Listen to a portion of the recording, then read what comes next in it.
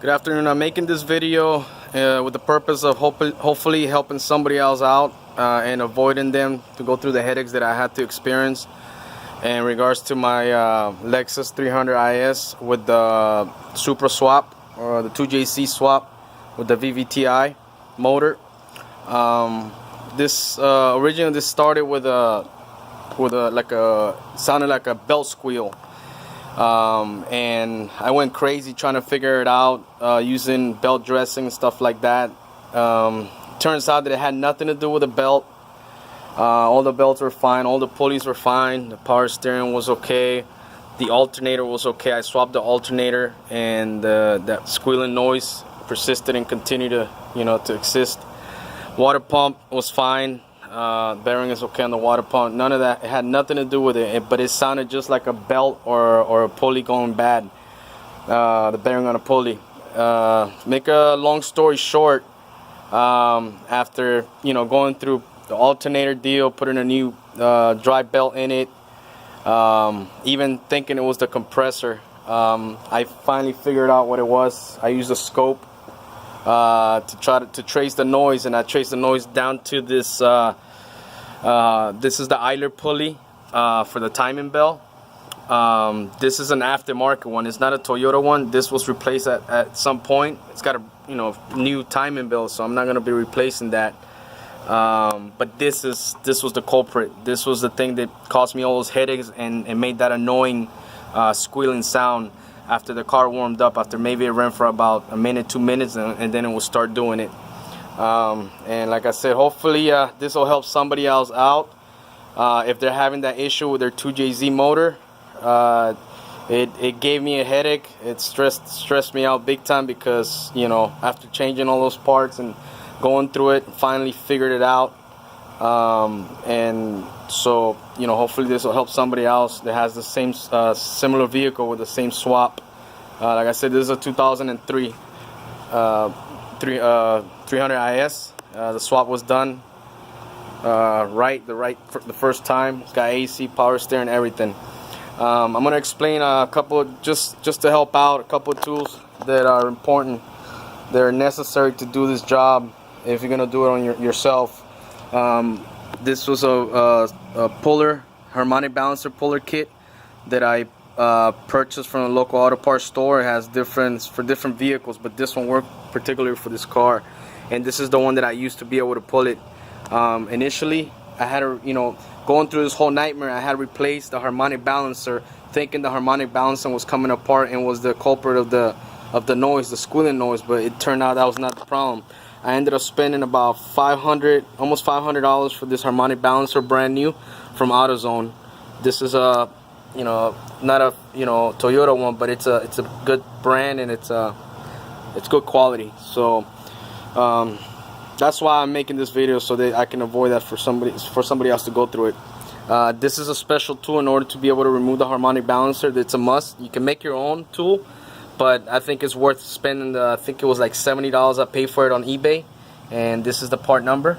So for anybody who may be interested, it comes with the 2 bolts that you have to bolt it onto the harmonic balancer. It goes right in here. These bolts are bolts this way. You set it on there, you center it, and then you put your bolts on there. You make sure that when you start threading them or screwing them in, make sure that you take your time. Put some anti-seize in it so that you don't cross thread those holes, those threaded holes on the harmonic balancer. And then once you pop the harmonic balancer bolt, which is a 22 millimeter. Once you get that off, then of course you have to start extracting it out, and that's when you use this with the same bolts that came with this kit, with this tool.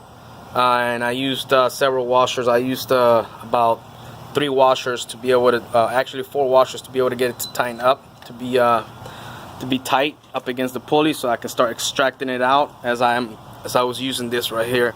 This is part of the tool, and it comes with this honeycomb looking adapter that goes in it goes right around the crankshaft pulley, which is right here.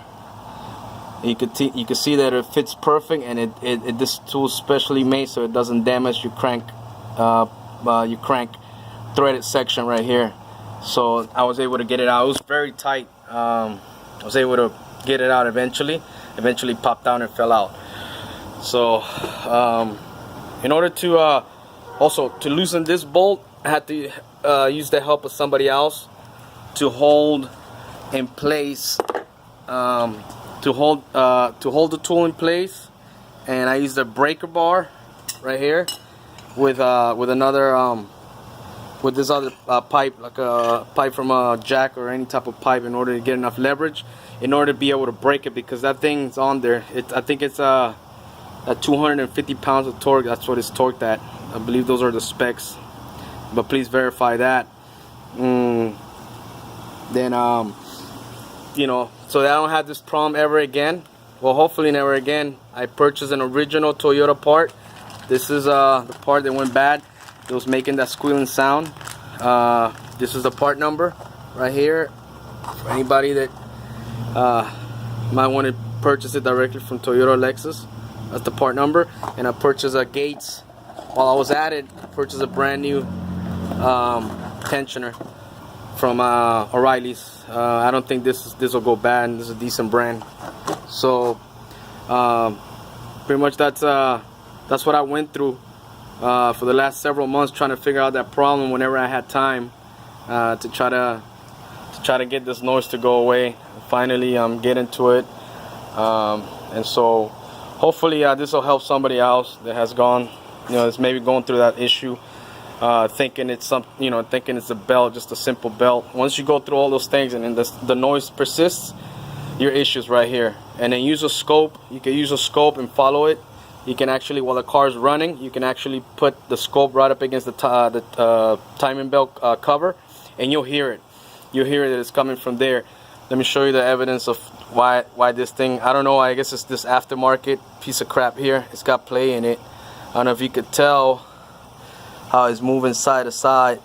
You can kind of see, there we go. You can see it right there, how it's got all that. Shouldn't have that much play.